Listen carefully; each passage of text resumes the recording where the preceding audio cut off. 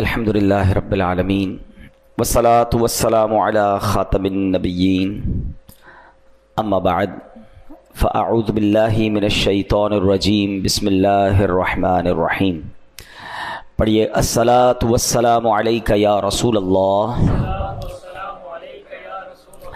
وعلی آلک واصحابک یا حبیب اللہ. الصلاة والسلام علیک یا نبی اللہ وعلی آلک واصحابک یا نور اللہ. درود پاک پڑھنے کے بے شمار فضائل و برکات ہیں. کعبے کے بدر الدجا، طیبہ کے شمس الضحیٰ صلی اللہ تعالیٰ علیہ وسلم کا فرمان عالی شان ہے، جس شخص نے یہ درود شریف پڑھا، اللہم صلی علی محمد وانزلہ المقعد المقرب عندک یوم القیامہ، تو اس کے لیے میری شفاعت واجب ہو گئی. تو درود پاک سبحان اللہ یہ شفاعت کروانے والا وظیفہ ہے، یہ روزی میں برکت کا وظیفہ ہے، یہ قیامت کے دن آسانی والا وظیفہ ہے، دنیا میں برکتیں لانے والا وظیفہ ہے. صلو علی الحبیب صلی اللہ تعالی علی محمد صلی اللہ علیہ وسلم. نظر کا نور دلوں کے لیے قرار درود، عقیدتوں کا چمن روح کا نخار درود. درود نغمہ نعت نبی کا زینہ ہے، سدا بہار دعاؤں کا ہے وقار درود. گلاب ذہن کے پردوں پہ کھلنے لگتے ہیں، زباں پہ جب بھی میری آتا ہے مشک بار درود. پھر محبت سے درود پاک پڑھ لیں. صلو علی الحبیب صلی اللہ تعالی علی محمد صلی اللہ علیہ وسلم. ہم کوشش کرتے ہیں قرآن پاک کی کچھ آیتوں کی تلاوت کرتے ہیں، اس سے کچھ میسج لینے کی کوشش کرتے ہیں. قرآن پاک کی آج مختصر صورت کو سنیں گے اور اس سے ملنے والا پیغام لیں گے. سورہ معون کی آج بات ہوگی. 7 آیتیں ہیں، 1 رکوع ہے، اور معون کے معنی ہے استعمال کی معمولی چیز. اس میں چونکہ معون ذکر ہے اس صورت میں، تو اس لیے اس کا نام سورہ معون رکھا گیا. ایک روایت کے مطابق یہ صورت آدھی مکہ کے غیر مسلموں مثلا ابو جہل، عاص بن وائل وغیرہ کے متعلق نازل ہوئی، جبکہ آدھی مدینے میں عبداللہ بن ابی سلول منافق کے بارے میں مدینہ منورہ میں نازل ہوئی.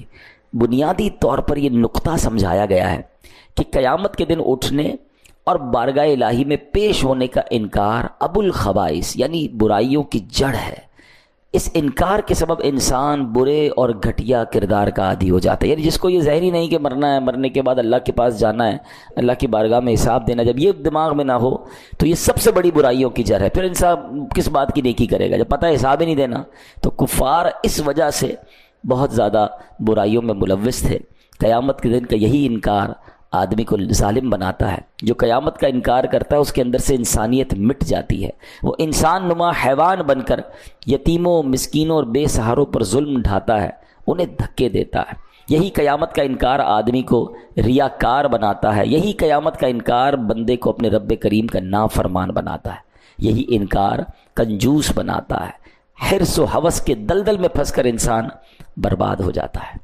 اب یہ کیوں نازل ہوئی تھی یہ صورت، ہم انشاءاللہ اس کو پڑھیں گے اور آپ میں سے کئیوں کو وہ صورت یاد ہوگی. پہلے میں تلاوت کر لیتا ہوں، پھر میں اس کا شان نزول بیان کرتا ہوں. اللہ قرآن میں فرماتا ہے بسم اللہ الرحمن الرحیم ارأیت الذی یکذب بالدین فذلک الذی یدعو الیتیم ولا یحض علی طعام المسکین فویل للمصلین الذین هم عن صلاتهم ساہون الذین هم یراؤون ویمنعون الماعون. یہ 7 آیتیں ہیں.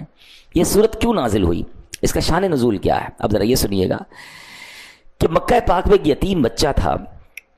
اس امت کے فرعون یعنی مکہ پاک کے بہت بڑے غیر مسلم ابو جہل نے ایک یتیم کی پرورش کی ذمہ داری اپنے ذمہ لے لی، اور وہ سارا مال جو اس بچے کو ملا تھا وہ اپنے قبضے میں لے لیا کہ مال مجھے دے دو، بچے کی میں پرورش کروں گا.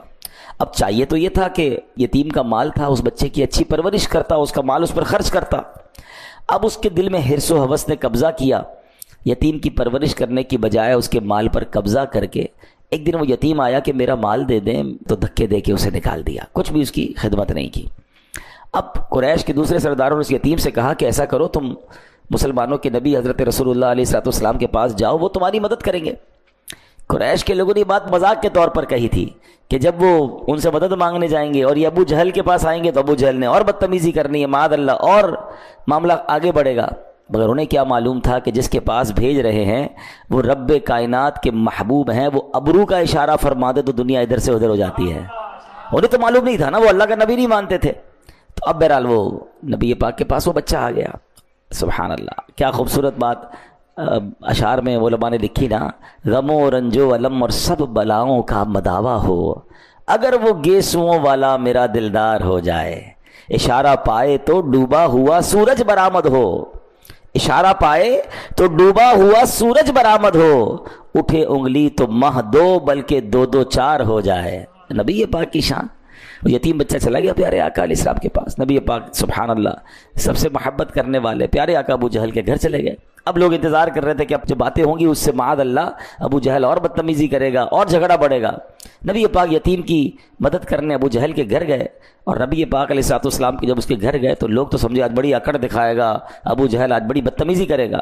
مگر جیسے ہی پیارے آقا علیہ السلام اس کے گھر گئے وہ استقبال کے لیے کھڑا ہو گیا اور فوراً یتیم کا مال لا کر اس کے حوالے کر دیا. تو ابو جہل کے ساتھی کہتے ہیں یہ تم نے کیا کیا ہے؟ ہم تو سمجھے آج بڑا جھگڑا ہوگا، ہمیں بڑا مزہ آئے گا، تم بڑی بدتمیزیاں کرو گے، اور تم نے مسلمانوں کے نبی کو ویلکم بھی کیا اور سارا مال دے دیا.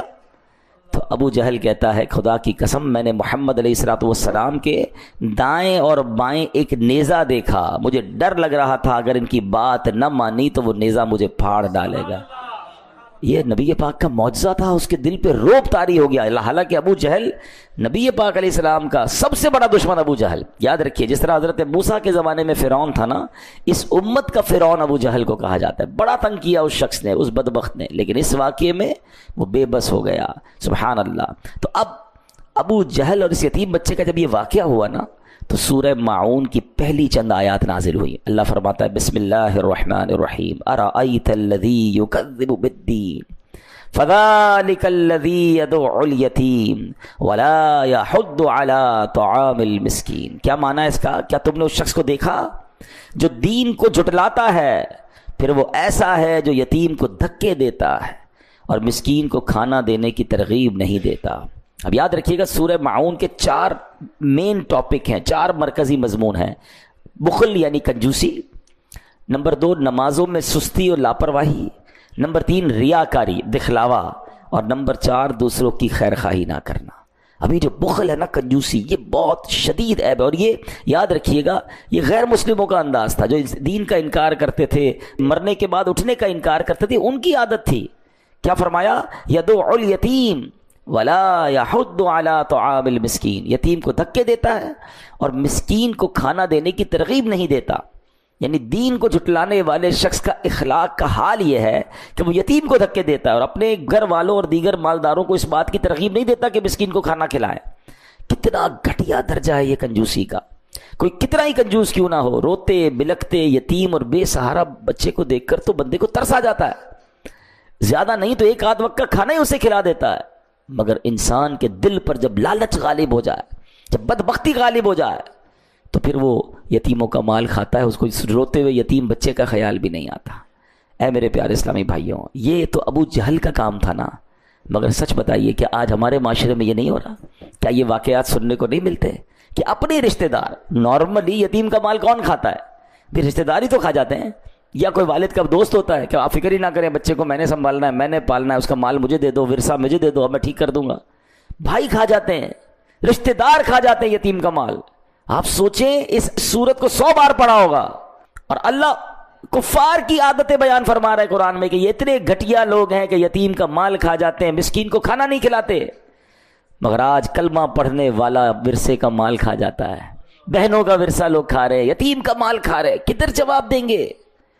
اے میرے پیارے اسلامی بھائیوں، یہاں تک علماء فرماتے ہیں کہ اگر کسی والد کا انتقال ہو، اب دیکھیں کتنی احتیاط ہے، اور اس کا ورثہ ظاہر ہے اب تو پیسے بچوں کے ہو گئے، گھر والوں کے ہو گئے، اس میں کوئی ایک نابالغ بچہ ہے. یتیم ہمیشہ نابالغ ہوتا ہے، یہ بھی یاد رکھیے گا. آپ کو 40 سال کا بوڑھا کہے میں یتیم ہوں، میں میرے ماں باپ انتقال کر گئے، تو پھر تو ہم تقریباً جتنے بڑی عمر کے لوگ ہیں سبھی یتیم ہیں. ہم میں سے کئیوں کے والدین چلے گئے ہیں. تو یتیم جب تک نابالغ ہوتا ہے وہ یتیم ہوتا ہے، یاد رکھیے گا. اب مثال کے طور پہ کسی کے والد کا انتقال ہوا اور اس کے بچوں میں سے کوئی ایک بچہ بھی نابالغ ہے، تو اب پیسے تو سب کے ہو گئے جو بھی انتقال ہوا اس کے. تو اب اس کے بچے ہوئے پیسوں میں سے اسی والد کے لیے یا والدہ کے لیے ایصال ثواب کا اجتماع نہیں کر سکتے. قرآن خوانی اور تیجا وغیرہ لنگر وغیرہ پہ جو خرچ ہوگا وہ نہیں کر سکتے، کیونکہ اب اس میں ایک یتیم کا مال بھی شامل ہو گیا ہے. تو احتیاط یہ ہے کہ پہلے سب کا مال الگ کر دیا جائے. اب جو بالغ ہے وہ کہے کہ میرے مال سے آپ جناب یہ نیکی کا کام کریں تو پھر کر سکتے ہیں. یعنی ایصال ثواب کے معاملے میں بھی یہ احتیاط کرنی ہوگی کہ یتیم کا چونکہ نابالغ ہے وہ اجازت دے نہیں سکتا، تو آپ اس کے مال سے خرچ نہیں کر سکتے. بالکل ایک احتیاط علماء یہ بھی بیان کرتے ہیں کہ آپ یتیم کو یا نابالغ کو تحفہ دے سکتے ہیں مگر اس سے تحفہ لے نہیں سکتے، کیونکہ اس کا مال اس کو خرچ کرنے کی اس طرح اجازت نہیں ہے. اس کی پوری تفصیل ہے، ٹھیک ہے نا. تو یہ احتیاط بہت ضروری ہے، لیکن آج کسی کو فکر ہی نہیں ہے. حالانکہ قرآن یتیم کے مال کی احتیاط کیسے بیان کرتا ہے. اللہ فرماتا ہے بے شک وہ لوگ جو ظلم کرتے ہوئے یتیموں کا مال کھاتے ہیں اور وہ اپنے پیٹ میں بالکل آگ بھرتے ہیں اور ان قریب یہ لوگ بھڑکتی ہوئی آگ میں جائیں گے. یتیم کا مال یہ آگ بھرنا ہے. خدارا یتیموں کے ساتھ اچھا کریے.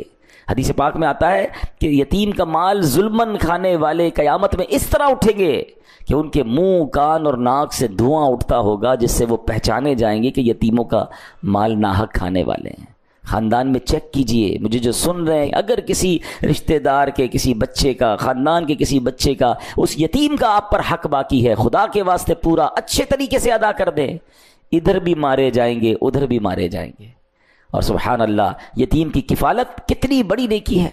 پیارے آقا علیہ الصلوۃ والسلام فرماتے ہیں بہترین گھر وہ ہے جس میں یتیم ہو اور اس کے ساتھ اچھا سلوک کیا جاتا ہو. اور فرمایا مسلمانوں میں بدترین گھر وہ ہے کہ جس میں یتیم کے ساتھ برا سلوک کیا جاتا ہو. اور سبحان اللہ نبی پاک فرماتے ہیں جو شخص یتیم کے سر پر محض اللہ کی رضا کے لیے ہاتھ پھیرے تو جتنے بالوں پر اس کا ہاتھ گزرا ہر بال کے بدلے اس کے لیے نیکیاں ہیں. یعنی ہاتھ پھیرنے پر ہر بال پر نیکیاں ہیں. اور فرمایا جو شخص یتیم لڑکی یا یتیم لڑکے پر احسان کرے میں اور وہ جنت میں اس طرح ہوں گے. اپنی انگلیاں ملا کر فرمایا، یعنی آقا کے ساتھ جنت میں جانا ہے تو یتیموں کے ساتھ اچھا سلوک کرنا ہے. اور اللہ نہ کرے جہنم کی آگ کھانی ہے تو جو برا سلوک کر رہے ہیں وہ تیار ہو جائیں. کیسے؟ یہ تو بہت بڑی نیکی ہے. بلکہ اب یہ بھی میں آپ کو مشورہ دوں گا، آپ میں سے بہت سارے ایسے ہوں گے جو کہیں گے یار ہمارے خاندان میں تو کوئی یتیم نہیں. اچھی بات ہے، تو پھر یہ ثواب کیسے ملے گا؟ تو ثواب یوں ملے گا آپ کسی اور خاندان کے یتیم بچے کا خیال کر لیں. ہے رشتہ داروں میں ہوتا ہے، غریب بہت سارے لوگ ہیں، تو آپ ڈھونڈے نا کوئی ایسی فیملی ڈھونڈیں گے جس میں کوئی یتیم ہو، آپ اس کی کفالت کر لیں، کیونکہ جنت میں نبی پاک فرما رہے ہیں اس طرح ہوں گے. آپ کو خوشخبری بھی دے دیتا ہوں، الحمدللہ دعوت اسلامی شہر کراچی میں اللہ کی رحمت سے اسٹیٹ آف آرٹ یتیم خانہ بنا رہی ہے اور انشاءاللہ ان قریب اس کا افتتاح ہونے والا ہے. جب وہ انشاءاللہ آن ہو جائے گا ہم آپ کو بتائیں گے کہ آپ بھی یتیموں کی کفالت کر سکیں گے. یہ وہ نیکی ہے جو کرنی چاہیے، اور کبھی کسی جو مسکین اور یتیم ہے اس کے ساتھ برا سلوک نہ کرے. ابو جہل کا انداز، اور ہم خود قرآن میں پڑھ رہے ہیں، بار بار سورہ معون پڑھتے ہیں کہ لعنت کی گئی جن لوگوں پر، ہم ان کا ذکر پڑھ بھی رہے ہیں. اور معاذ اللہ اگر وہ عمل ہمارے درمیان ہے تو یہ کتنی بری بات ہے. اچھا یہاں جو ہاتھ پھیرنے والی بات ہوئی اس کی بڑی پیاری تفسیر مفتی احمد یار خان نعیمی فرماتے ہیں کہ جو شخص اپنے عزیز یا اجنبی یتیم کے سر پر محبت و شفقت کا ہاتھ پھیرے اور یہ محبت صرف اللہ اور رسول کی رضا کے لیے ہو تو ہر بال کے بدلے اسے نیکی ملے گی. یہ ثواب تو خالی ہاتھ پھیرنے پر ہے.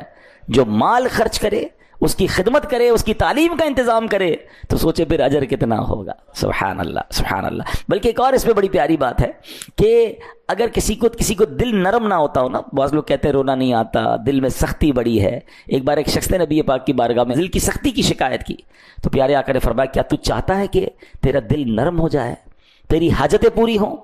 تو یتیم پر رحم کیا کر، اس کے سر پر ہاتھ پھیرا کر، اپنے کھانے میں سے اس کو کھلایا کر. ایسا کرنے سے تیرا دل نرم ہوگا، تیری حاجتیں پوری ہوں گی. جس کو لگے نا یار مجھے دعا میں رونا نہیں آتا، میرے دل میں سختی ہے، وہ نرمی نہیں ہے. یتیموں کے ساتھ اچھا سلوک جو ہے سبحان اللہ یہ وہ عمل ہے جو دل کو نرم بھی کر دیتا ہے، حاجتوں کو بھی پورا فرماتا ہے. اچھا اس میں بڑی پیاری بات فرمائی، یہ بھی حدیث میں ہی ہے، لڑکا یتیم ہو تو اس کے سر پر ہاتھ پھیرنے میں آگے کو لا، یعنی پیچھے سے ہاتھ کو آگے لانا ہے، ایسے ہاتھ پھیرنا ہے. اور جب اس کا باپ ہو یعنی بچہ یتیم نہ ہو تو پھر ہاتھ پھیرنے میں اوپر سے لے کے گردن کی طرف سے. یتیم بچے کے لیے جو طریقہ ہے وہ یہ بتایا گیا. بہرحال اللہ ہمیں یتیموں کے ساتھ بہترین عمل کرنے کی توفیق عطا فرمائے. اب اس صورت میں کفار کا ایک اور انداز کیا بتایا، الذین هم عن صلاتهم ساہون، جو اپنی نماز سے غافل ہیں. تفسیر نصفی میں ہے، اس سے مراد منافقین ہے کہ جب وہ لوگ تنہا ہوتے ہیں تو نماز نہیں پڑھتے کیونکہ وہ اس کے فرض ہونے کا اعتقاد نہیں رکھتے، اور جب وہ لوگ سامنے ہوتے ہیں تو بڑے نمازی بنتے ہیں، اپنے آپ کو نمازی ظاہر کرتے ہیں، انہیں دکھانے کے لیے اٹھ بیٹھ کر لیتے ہیں، حقیقت میں یہ لوگ نماز سے غافل ہیں۔ اب قرآن میں یہ منافقین کا طریقہ بتایا گیا جو نماز سے غافل ہیں، الذین ھم عن صلاتہم ساہون، جو اپنی نماز سے غافل ہیں۔ مگر سچ بتائیں آج مسلمان نماز سے غافل نہیں ہیں۔ کئی لوگ تو صرف جمعے کی نماز پڑھتے ہیں، جمعے کو مسجد میں آتے ہیں، پھر اگلے جمعے آتے ہیں۔ یہ کیا ہے؟ کیا جمعہ ہی فرض ہے؟ باقی نمازیں فرض نہیں؟ نماز سب سے پہلا فرض ہے، اور یہ ہم منافقوں کا طریقہ پڑھ رہے ہیں جو نماز سے غافل ہیں۔ اچھا کچھ لوگ تو 5 ٹائم نماز نہیں پڑھتے، اچھا کچھ کیا کرتے ہیں، جب موڈ آیا پڑھ لی، آج 2 پڑھ لی، آج 3 پڑھ لی، کبھی کہتے ہیں یار باقی تو نمازیں پڑھ لیتا ہوں، فجر میں آنکھ نہیں کھلتی۔ یہ کتنی بڑی غفلت ہے کہ آپ کہہ رہے ہیں کہ ہماری فجر میں آنکھ نہیں کھلتی۔ انہی سے میرا ایک سوال ہے، کبھی صبح 7 بجے آپ کی فلائٹ ہو تو آنکھ نہیں کھلتی؟ آپ کہتے ہیں نہیں پھر تو 4 بجے ایئرپورٹ پہنچ جاتا ہوں، 2 الارم بھی رکھتا ہوں، گھر والوں کو بھی کہتا ہوں۔ کبھی صبح صبح ٹرین ہو آپ کی، وہ کبھی چھوٹتی ہے، کبھی آپ کی آفس کی کوئی اہم میٹنگ ہو مارننگ میں، وہ چھوٹتی ہے۔ اس کا مطلب وہ نہیں چھوٹتی، اس کے لیے آنکھ کھلتی ہے۔ ایمبیسی میں انٹرویو ہو، لوگ صبح صبح جا کے لائن میں لگ جاتے ہیں۔ ہر چیز کی پریورٹی ہے، ترجیح ہے، پریورٹی نہیں ہے تو نماز کی نہیں ہے۔ کیسے بندہ کہتا ہے میری نماز میں آنکھ نہیں کھلتی؟ اس کا مطلب نماز کی اہمیت نہیں ہے آپ کے نزدیک۔ باقی دنیا کے کام کے لیے سب کی آنکھ کھلتی ہے۔ صبح رات کو کبھی جائے، رات کو 3-4 بجے ایئرپورٹ پہ رش لگا ہوا ہے، کیا سب کی آنکھ کیسے کھل گئی؟ مسجد میں کیوں رش نہیں لگا ہوا؟ کیونکہ وہ فلائٹ ہے یار، مس ہو جائے گی تو نقصان ہو جائے گا، خرچہ ہو جائے گا، فلاں پرابلم ہو جائے گا۔ اٹ مینز آپ کے نزدیک وہ فلائٹ، وہ ٹکٹ ضائع ہونا وہ زیادہ اہمیت ہے۔ اللہ کی قسم کروڑوں روپے ایک طرف ہے، ایک نماز قضا ہونا کا گناہ جو اور اس کا عذاب و نقصان ایک طرف ہے۔ مگر وہ احساس تو ہو۔ کتنی بڑی بد نصیبی ہے کہ روزانہ صبح الارم رکھتے ہیں لوگ اسکول کا، بچے کی اسکول کا الارم ماں رکھے گی، باپ اپنے آفس کا الارم رکھے گا، نہیں رکھے گا تو فجر کا الارم نہیں رکھے گا۔ وہ کیسی صبح ہے کہ صبح ہوئی، اسٹارٹ آف دا ڈے میں اللہ کو ناراض کر کے اٹھ رہا ہوں، یعنی جس کا ابتدائی دن کی رب کو ناراض کر کے اٹھنے کی ہے تو اس کا دن کیسا گزرے گا، اس سے رب کیسے راضی ہوگا؟ اور یہ تو میں صرف فجر کی بات کر رہا ہوں، لوگوں کی تو ظہر بھی قضا ہو رہی ہے، عصر بھی قضا ہو رہی ہے، مغرب عشاء، کیا کرے، کاروبار میں بیزی، کیا کرے، دوستوں میں بیزی، فیملی میں بیزی۔ کمال ہے یار، پورے دن میں 5 نمازوں میں ٹائم کتنا لگتا ہے۔ اور اگر اس کی برکتوں پہ میں بات کروں نا، معراج کی رات کا تحفہ نماز ہے، نماز مومن کی معراج ہے۔ اللہ اکبر، میرے آقا نے معراج کی رات رب کا دیدار کیا، اور جو 5 وقت کا نمازی ہوگا انشاءاللہ اسے قیامت کے دن اللہ کا دیدار کرایا جائے۔ ہمارا دل نہیں چاہتا رب کو دیکھنے کا؟ پڑھے نا نماز کیسے قضا ہو جاتی ہے۔ اللہ اکبر، آپ ذرا غور کریں، جو 5 وقت کا نمازی ہوتا ہے نا، وہ اکثر وقت وضو میں گزارتا ہے، ایک نماز کی تیاری کر رہا ہے، دوسری نماز کی تیاری کر رہا ہے، ایک نماز سے باہر آ رہا ہے، دوسری نماز میں، یعنی اگر آپ سوچیں کہ 5 وقت کے نمازی کا اگر انتقال ہوگا نا، کبھی نہ کبھی تو ہوگا، ہم سب کا ہوگا، تو بہت بڑا چانس یہ ہے کہ یا تو مسجد میں انتقال ہوگا، یا سجدے میں انتقال ہوگا، یا وضو میں انتقال ہوگا، یعنی کسی اچھے کام میں ہی اس کا انتقال کا چانس ہے۔ اور جو پورے دن میں نمازیں نہیں پڑھ رہا، سوچیں ہر وقت ایک نماز سے دوسری نماز قضا کرنے کے درمیان اس کا انتقال ہوگا۔ نہ کریں ایسا۔ گل پلازا میں واقعہ ہوا، اس سے کیا پتا چلا کہ کیا اہمیت ہے زندگی کی یار، ہمارے مال، ہمارے دولت کی حیثیت کیا ہے۔ رات کروڑ پتی بندے سوئے تھے، صبح اٹھے تو کچھ نہ بچا۔ کس بات پر اتراتا ہے انسان، کس بات پر کرو فر ہے کہ میرا جاہو جلال، میرا مکان، میری فیکٹری، میرا سب کچھ، اللہ چاہے تو سب منٹوں میں ختم ہو سکتا ہے۔ زکوٰۃ دینے والے زکوٰۃ لینے والے بن چکے ہیں۔ میں اس سے عبرت کا پہلو آپ کو بتا رہا ہوں کہ یہ میری اور آپ کی اوقات ہے، پھر بھی نماز نہیں پڑھتے۔ ہم کیوں سوچتے ہیں ان کے ساتھ ہوا میرے ساتھ نہیں ہو سکتا، میں نہیں مر سکتا؟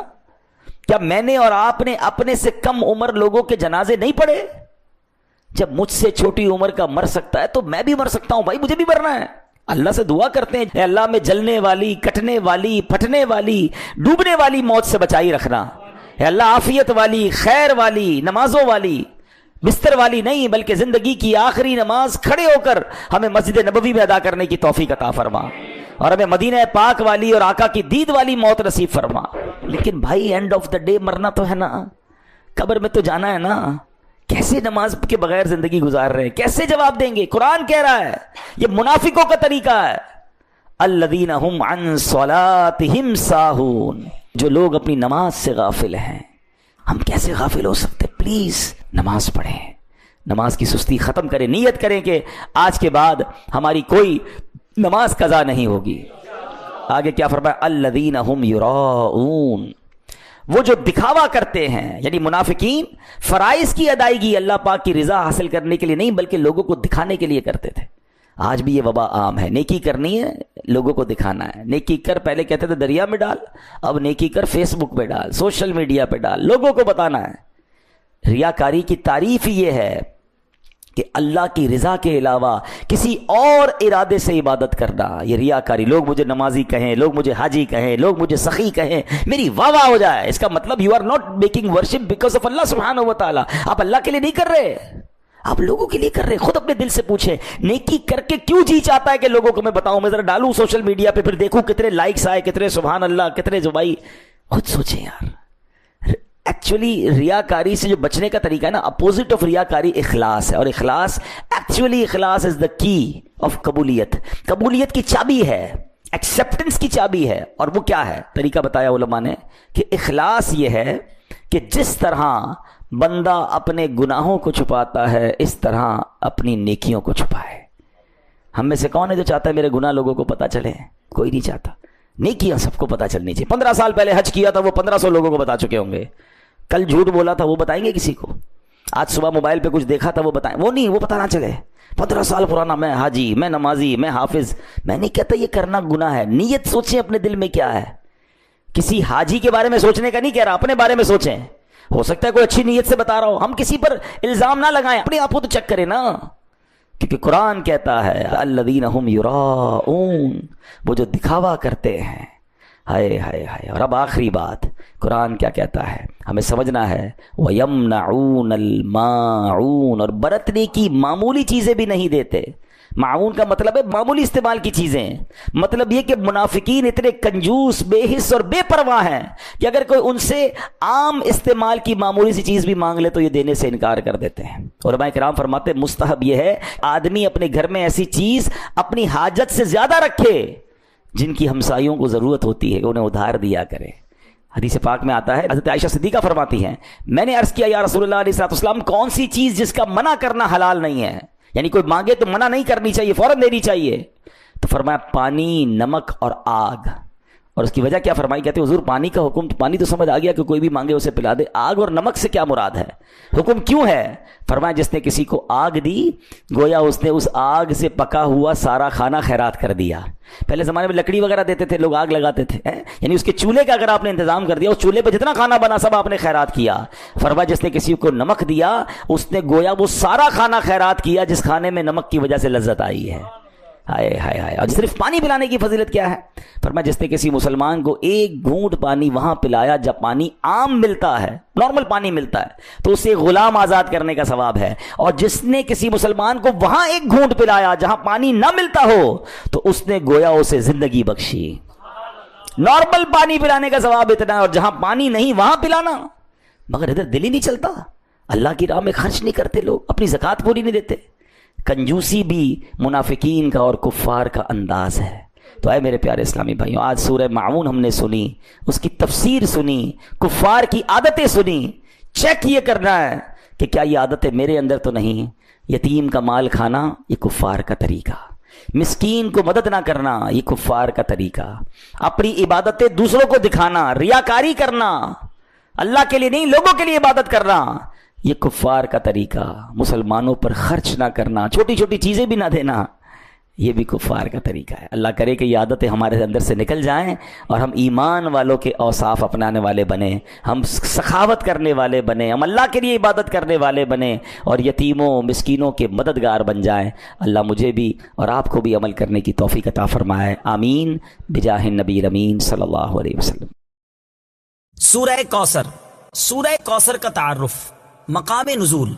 علامہ علی بن محمد خازن رحمۃ اللہ تعالی علیہ فرماتے ہیں سورہ کوثر جمہور مفسرین کے نزدیک مکیہ ہے اور بعض مفسرین کے نزدیک مدنیہ ہے۔ آیات، کلمات اور حروف کی تعداد، اس صورت میں 1 رکوع، 3 آیتیں، 10 کلمے اور 42 حروف ہیں۔ کوثر نام رکھنے کی وجہ، کوثر سے دنیا اور آخرت کی بے شمار خوبیاں مراد ہیں اور جنت کی ایک نہر کا نام بھی کوثر ہے۔ اس سورت کی پہلی آیت میں یہ لفظ موجود ہے، اس مناسبت سے اسے سورہ کوثر کہتے ہیں۔ سورہ کوثر کے مضامین، اس صورت کا مرکزی مضمون یہ ہے کہ اس میں اللہ تعالیٰ نے اپنے حبیب صلی اللہ تعالیٰ علیہ وآلہ وسلم کی مدحت بیان فرمائی ہے، اور اس میں یہ مضامین بیان ہوئے ہیں۔ نمبر 1، اس کی پہلی آیت میں اللہ تعالیٰ کے اس فضل و احسان کا بیان ہے جو اس نے اپنے حبیب صلی اللہ تعالیٰ علیہ وسلم پر فرمایا۔ نمبر 2، دوسری آیت میں نبی کریم صلی اللہ تعالیٰ علیہ وسلم سے فرمایا گیا کہ اللہ تعالیٰ کے فضل و احسان کے شکریے میں نماز پڑھتے رہیں اور قربانی کریں۔ نمبر 3، تیسری آیت میں فرمایا گیا کہ جو اللہ تعالیٰ کے حبیب صلی اللہ تعالیٰ علیہ وآلہ وسلم کا دشمن ہے وہی ہر خیر سے محروم ہے۔ سورہ ماعون کے ساتھ مناسبت۔ سورہ کوثر کی اپنے سے ما قبل سورت ماعون کے ساتھ مناسبت یہ ہے کہ سورہ ماعون میں کافروں اور منافقوں کی جو صفات بیان کی گئیں ان کے مقابلے میں سید المرسلین صلی اللہ تعالیٰ علیہ وآلہ وسلم کے اوصاف سورہ کوثر میں بیان کیے گئے۔ بسم اللہ الرحمن الرحیم۔ ترجمہ، اللہ کے نام سے شروع جو نہایت مہربان رحمت والا ہے۔ اِنَّا أعطيناك الكوثر فصل لربك وانحر إن شانئك هو الأبتر۔ ترجمہ، اے محبوب، بے شک ہم نے تمہیں بے شمار خوبیاں عطا فرمائیں تو تم اپنے رب کے لیے نماز پڑھو اور قربانی کرو، بے شک تمہارا دشمن ہی ہر بھلائی سے محروم ہے۔ أعطيناك الكوثر۔ اے محبوب، بے شک ہم نے تمہیں بے شمار خوبیاں عطا فرمائیں۔ تفسیر صراط الجنان میں ہے، کوثر کی تفسیر میں مفسرین کے مختلف اقوال ہیں۔ ان سب اقوال کا خلاصہ یہ ہے کہ اے محبوب، بے شک ہم نے تمہیں بے شمار خوبیاں عطا فرمائیں اور کثیر فضائل عنایت کر کے تمہیں تمام مخلوق پر افضل کیا۔ آپ کو حسن ظاہر بھی دیا، حسن باطن بھی عطا کیا، نسب عالی بھی، نبوت بھی، کتاب بھی، حکمت بھی، علم بھی، شفاعت بھی، حوض کوثر بھی، مقام محمود بھی، امت کی کثرت بھی، دین کے دشمنوں پر غلبہ بھی، فتوحات کی کثرت بھی، اور بے شمار نعمتیں اور فضیلتیں عطا کی جن کی انتہا نہیں۔ آیت إِنَّا أَعْطَيْنَاكَ الْكَوْثَرَ سے حاصل ہونے والی معلومات۔ اس سے 5 باتیں معلوم ہوئی۔ نمبر 1، اللہ تعالیٰ نے اپنے حبیب صلی اللہ تعالیٰ علیہ وآلہ وسلم کو کوثر عطا کر دی ہے، کیونکہ یہاں یہ نہیں فرمایا گیا کہ ہم آپ کو کوثر عطا کریں گے، بلکہ یہ فرمایا کہ بے شک ہم نے آپ کو کوثر عطا کر دی۔ نمبر 2، اللہ تعالیٰ کی اپنے حبیب صلی اللہ تعالیٰ علیہ وآلہ وسلم پر یہ عطا ان کے نبی اور رسول ہونے کی وجہ سے نہیں، بلکہ آپ علیہ الصلوۃ والسلام کی ذات کی وجہ سے ہے، جو شان محبوبیت کی صورت ہے، کیونکہ یہاں یہ فرمایا أَعْطَيْنَاكَ، ہم نے آپ کو عطا فرمائی، یہ نہیں فرمایا کہ اعطینا الرسول یا اعطینا النبی۔ نمبر 3، تاجدار رسالت صلی اللہ تعالیٰ علیہ وآلہ وسلم پر یہ عطا کسی عبادت اور ریاضت کی وجہ سے نہیں ہے، بلکہ ان پر یہ عطا اللہ تعالیٰ کے عظیم فضل اور احسان کی وجہ سے ہے، کیونکہ یہاں عطا کا ذکر پہلے ہوا اور عبادت کا ذکر بعد میں ہوا۔ نمبر 4، اللہ تعالیٰ نے آپ کو کوثر کا مالک بنا دیا ہے، تو آپ جسے چاہیں جو چاہیں عطا کر سکتے ہیں۔ نمبر 5، سید المرسلین صلی اللہ تعالیٰ علیہ وآلہ وسلم کی مدحت خود رب تعالیٰ فرماتا ہے۔ اعلیٰ حضرت امام احمد رضا خان علیہ الرحمت الرحمان فرماتے ہیں، انا اعطیناک الکوثر، ساری کثرت پاتے یہ ہیں، ٹھنڈا ٹھنڈا، میٹھا میٹھا، پیتے ہم ہیں، پلاتے یہ ہیں۔ اور ایک اور جگہ فرماتے ہیں نا، اے رضا خود صاحب قرآن ہے، مداح ہے حضور، تجھ سے کب ممکن ہے پھر مدحت رسول اللہ کی۔ فَصَلِّ لِرَبِّكَ وَانْحَرْ، تو تم اپنے رب کے لیے نماز پڑھو اور قربانی کرو۔ تفسیر صراط الجنان میں ہے، یعنی اے حبیب صلی اللہ تعالیٰ علیہ وآلہ وسلم، اللہ تعالیٰ نے آپ کو دونوں جہاں کی بے شمار بھلائیاں عطا کی ہیں، اور آپ کو وہ خاص رتبہ عطا کیا ہے جو آپ کے علاوہ کسی اور کو عطا نہیں کیا۔ تو آپ اپنے اس رب عز و جل کے لیے نماز پڑھتے رہیں جس نے آپ صلی اللہ تعالیٰ علیہ وآلہ وسلم کو کوثر عطا کر کے عزت و شرافت دی، تاکہ بتوں کے پجاری ذلیل ہوں اور بتوں کے نام پر ذبح کرنے والوں کی مخالفت کرتے ہوئے اپنے رب عز و جل کے لیے اور اس کے نام پر قربانی کرے۔ اس آیت کی تفسیر میں ایک قول یہ بھی ہے کہ نماز سے نماز عید مراد ہے۔ إِنَّ شَانِئَكَ هُوَ الْأَبْتَرُ، بے شک تمہارا دشمن ہی ہر بھلائی سے محروم ہے۔ تفسیر صراط الجنان میں ہے۔ شان نزول، جب سید المرسلین صلی اللہ تعالیٰ علیہ وآلہ وسلم کے فرزند حضرت قاسم کا وصال ہوا تو کفار نے آپ کو ابتر یعنی نسل ختم ہو جانے والا کہا، اور یہ کہا کہ اب ان کی نسل نہیں رہی، ان کے بعد اب ان کا ذکر بھی نہ رہے گا اور یہ سب چرچا ختم ہو جائے گا۔ اس پر یہ سورہ کریمہ نازل ہوئی اور اللہ تعالیٰ نے ان کفار کا بالغ رد فرمایا، اور اس آیت میں ارشاد فرمایا کہ اے حبیب صلی اللہ تعالی علیہ وآلہ وسلم، بے شک تمہارا دشمن ہی ہر بھلائی سے محروم ہے، نہ کہ آپ، کیونکہ آپ کا سلسلہ قیامت تک جاری رہے گا، آپ کی اولاد میں بھی کثرت ہوگی اور آپ کی پیروی کرنے والوں سے دنیا بھر جائے گی، آپ کا ذکر ممبروں پر بلند ہوگا، قیامت تک پیدا ہونے والے عالم اور واعظ اللہ تعالیٰ کے ذکر کے ساتھ آپ کا ذکر کرتے رہیں گے، اور آخرت میں آپ کے لیے وہ کچھ ہے جس کا کوئی وصف بیان ہی نہیں کر سکتا، تو جس کی یہ شان ہے وہ اب تک کہاں ہوا، بے نام و نشان اور ہر بھلائی سے محروم تو آپ کے دشمن ہیں۔ اعلیٰ حضرت امام احمد رضا خان رحمت اللہ تعالی علیہ اس سورت کی تفسیر بیان کرتے ہوئے فرماتے ہیں، عاص بن وائل شقی نے جو صاحبزادہ سید المرسلین صلی اللہ تعالی علیہ وآلہ وسلم کے انتقال پرملال پر حضور کو ابتر یعنی نسل بریدہ کہا، حق تعالی نے فرمایا إنا أعطيناك الكوثر، بے شک ہم نے تمہیں خیر کثیر عطا فرمائی کہ اولاد سے نام چلنے کو تمہاری رفعت ذکر سے کیا نسبت، کروڑوں صاحب اولاد گزرے جن کا نام تک کوئی نہیں جانتا، اور تمہاری ثنا کا ڈنکا تو قیامت تک اکناف عالم اور اطراف جہاں میں بجے گا، اور تمہارے نام نامی کا خطبہ ہمیشہ ہمیشہ اطباق فلک آفاق زمین میں پڑھا جائے گا، پھر اولاد بھی تمہیں وہ نفیس و طیب عطا ہوگی جن کی بقا سے بقائے عالم مربوط رہے گی، اس کے سوا تمام مسلمان تمہارے بال بچے ہیں، اور تم سب مہربان ان کے لیے کوئی نہیں، بلکہ حقیقت کار کو نظر کیجئے